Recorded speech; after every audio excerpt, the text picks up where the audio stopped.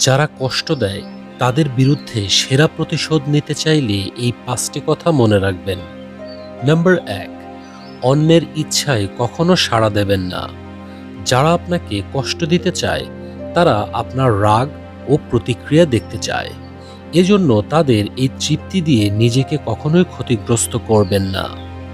চেষ্টা করুন এমন পরিস্থিতিতে শান্ত থাকার জন্য এবং তাদের এরকম ইচ্ছাকে একদম ব্যর্থ করে দিন। নাম্বার 2, উপেক্ষাই সবচেয়ে বড় অস্ত্র। যখন আপনি কারো কথায় বা কাজে মনোযোগ না দেন, এরকম অবস্থায় আপনার উপেক্ষাই তাদেরকে দুর্বল করে দেয়। যারা আপনাকে কষ্ট দিতে চায় তারা চায় যে তাদের কথায় আপনি প্রতিক্রিয়া দেখান, কিন্তু যখন আপনি তাদেরকে উপেক্ষা করেন তখন তারা এমনিতেই দুর্বল হয়ে যায়। নাম্বার 3, নিজের শান্তিকে অগ্রাধিকার দিন। অন্যের নেতিবাচক আচরণে নিজের মানসিক শান্তি কখনোই নষ্ট করবেন না। সকল অবস্থা বা পরিস্থিতিতে নিজেকে ইতিবাচক রাখার চেষ্টা করুন এবং শান্তিতে থাকুন।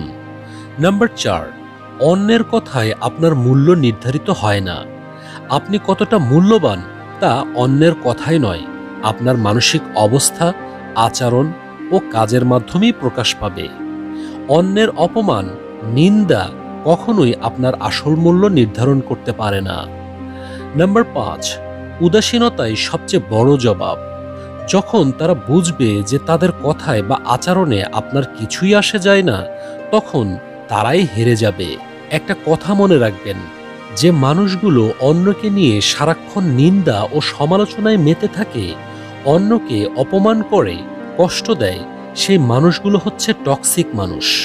তাই সর্বদা এরকম টক্সিক মানুষগুলোকে এড়িয়ে চলা বুদ্ধিমানের কাজ। পরিশেষে এটাই বলতে পারি যে ওই রকম টক্সিক মানুষগুলোর জন্য আপনার উপেক্ষা ও উদাসীনতাই তাদের সবচেয়ে বড় শাস্তি।